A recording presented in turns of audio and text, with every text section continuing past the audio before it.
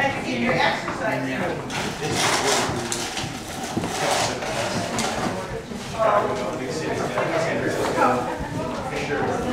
Hey, how are you, Gil?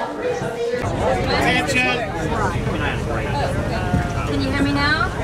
Okay, all right, I'm Gay Brown, and there's several of us from the Sales Associate Committee of GTAR here on the bus, and would you all stand up? Funny hats. Yeah, we're the ones in funny hats. Yeah, and we're going to try to do this more often, so if everyone has a good time, then just report back that, yes, it's worth doing again.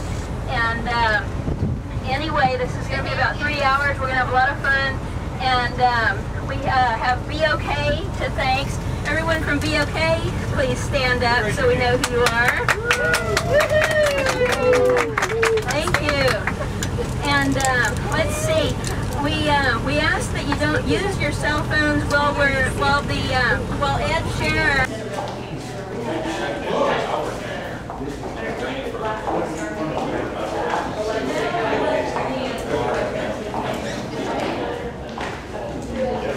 Quite a roll right there.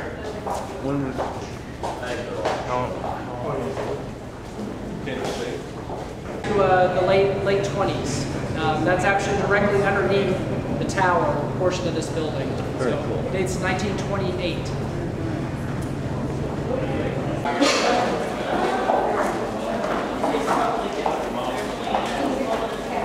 West side, and now we're going underneath 3rd Street to, well, I think you guys probably know a little bit.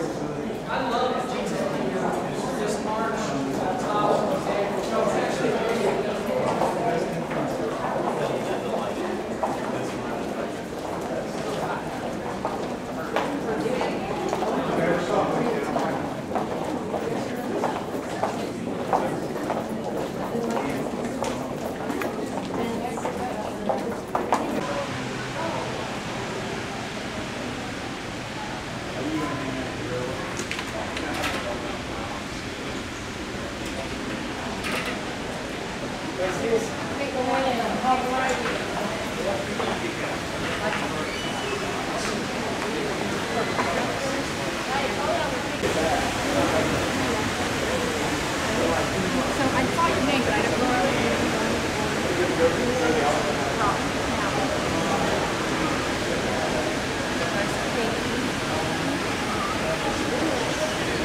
Before it was the home of the Tulsa Tribune.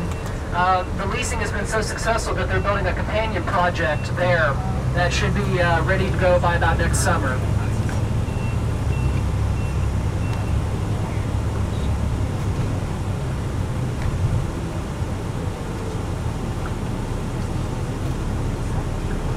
So I think what we'll find is that I'll be going fast and furious and talking a million miles an hour, and then we'll have time to take a breath. But we're so fortunate to have so many historic resources available to us. Was part of that redone for the old movie The Outsiders? I mean, down here they remodeled some. I'll talk about that a little bit at the end. So we're passing through an area. We have as soon as we move north, the residents of the Brady Heights Neighborhood Association have worked very hard to create an entway. They have basically in the medians, they've got two. Longer than Chris, how are you? like a clown car. What'd you do? I'll give you just a little bit of background. The very first thing that you'll notice is how wide the street is. And the reason why is that this street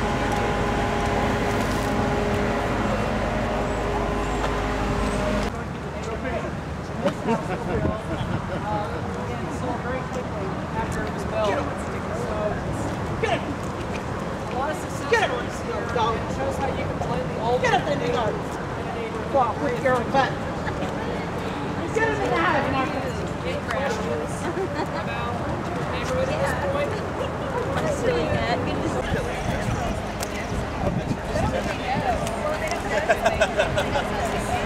You're going to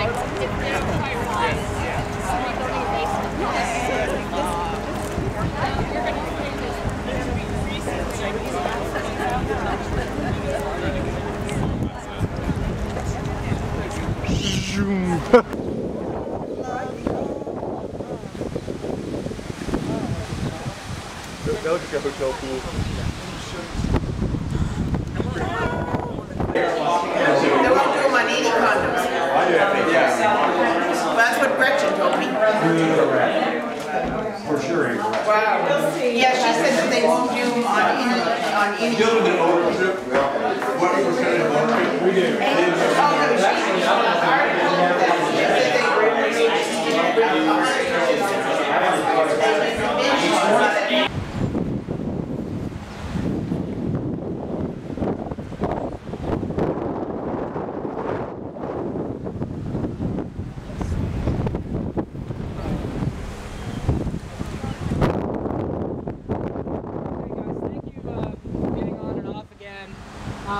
So I want to tell you the story about the birthplace really of Tulsa.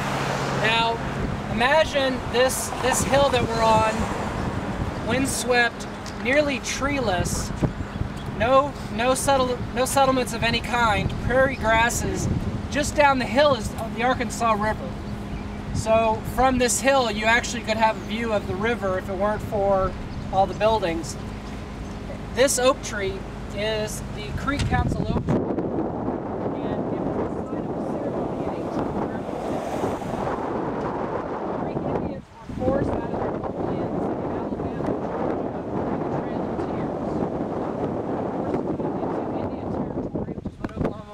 As at the time, and they held here on these grounds a ceremonial busk ceremony wherein they took the fires from their previous home, they collected the ashes from their last fire or ceremonial fire, brought the ashes with them to their new home, and then had a busk ceremony and used the ashes in their new fire to claim their new homeland. Once they held the ceremony on this site, they played what was a traditional game that both young men and young women in the tribe would play, which is a game of stickball. Something like baseball, cricket, somewhere in that general vicinity. Once a year they would gather on this site for a ceremony to celebrate their new homeland. This is the Council Oak Tree, and this is now Stickball Park, which is commemorating where they would hold the ceremonial game of stickball during their annual powwow. So what's interesting is that during the big ice storm of 2007, while trees all around the region were just decimated, there are, believe it or not, a lot of arborists, of course, that take a lot of interest in this tree. Not a single limb was lost off the creek oak tree. They've gathered acorns from this tree over time, and there are 7 different trees around Tulsa that are descendants of this tree. They didn't lose any limbs from those trees either. So this is sacred ground for Tulsa. This is where our first settlement occurred by the Creek Indians. Of course, now their tribal headquarters is in Oklahoma, but they still come up here once a year and have a traditional ceremony celebrating the birth of their new home.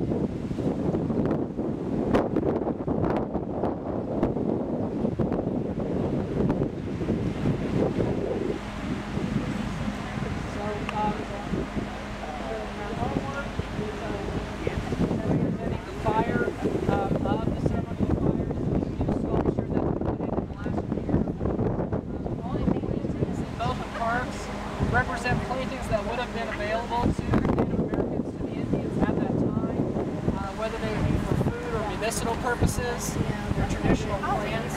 So in order to stay ahead of bus number 2, I think that we're probably going to have to move along, but I wanted to show you this site. You can't get a history of Tulsa without seeing where it was born, and this is the spot.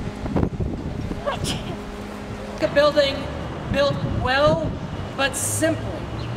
He didn't want to compete with his office tower, the Phil Tower. He didn't want to compete and take away tenants, so he wanted this building built simply. So this is what simply will get you in 1931 if you have Mr. Phillips' money. You'll notice in the terracotta above the windows all the animals that are located here. There's a snake, there's a turtle, a squirrel, a turkey, a parrot, what am I missing? An alligator. So, beautiful motif.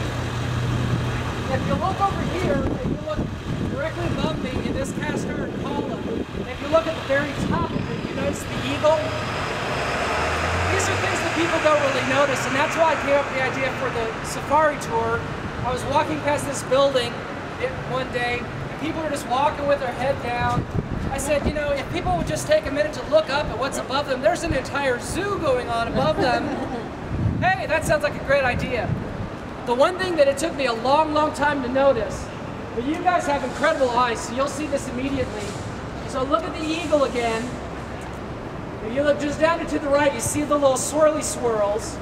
If you look just below that, the long horizontal band, you'll notice that there are whales, smiling whales that are facing each other all the way down.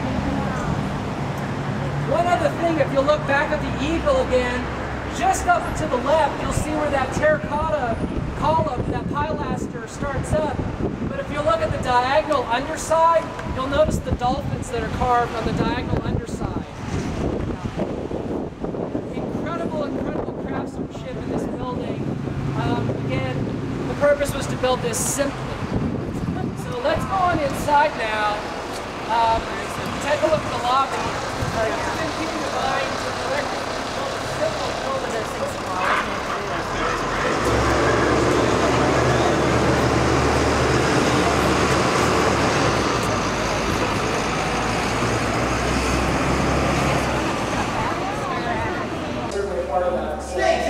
Absolutely. So, free gelato for everyone.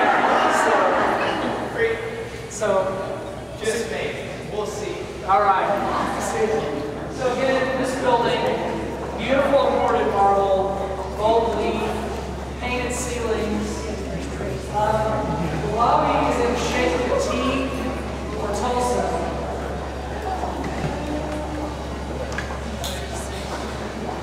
So this was 1931 shopping mall. This is how people shop. This floor, and 2 floors above it, not quite as ornate. This is where ladies would come and do their shopping.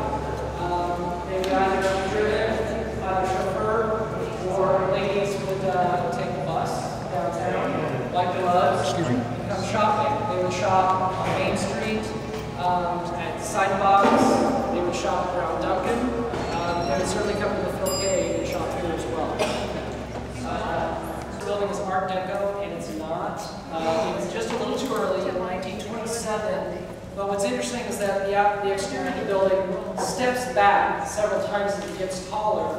That was a construction technique that was developed in the 20s that was very much associated with the Art Deco period. Became part of their design in stepping back, and that allowed them to build taller. It wasn't until much later construction techniques where you could build a building with just one big extruded tower. They had to step it back many times to accommodate the weight of the building. But this is actually a Gothic revival building, and it's because of the motif, the arches that are here. That's very classically a Gothic arch. So this is a Gothic revival structure. But once again, this would have been a place for retail shopping on the ground floor and offices above. So this is also the start of the tunnel system. Well, I work in City Hall at 2nd and Cincinnati. I can get all the way to where we're standing now from my office indoors. So we're going to go most of the way back. So it's pretty spectacular. The original brass doors, the original marble on the walls. Once again, there used to be retail tenants. You'll notice the Tulsa Historical Society has a satellite office. They have the Travis Mansion that's over off of Peoria near Woodward Park. So this is a gift shop, a satellite gift shop. So if you have anyone that's staying downtown, they can purchase Tulsa memorabilia. Then, of course, the Press Club and Atlas Grill have been tenants in this building for decades. And it's still an operating grill, and it's really kind of a step back in time. I eat here probably once a week at least, so maybe I'm a little biased. But what you'll find, of course, the clock at the end, once again, Atlas holding up. You'll find that all throughout this building, that motif is repeated, even all the way down to the locks on the door. The circular lock would have Atlas underneath holding up the lock set. So.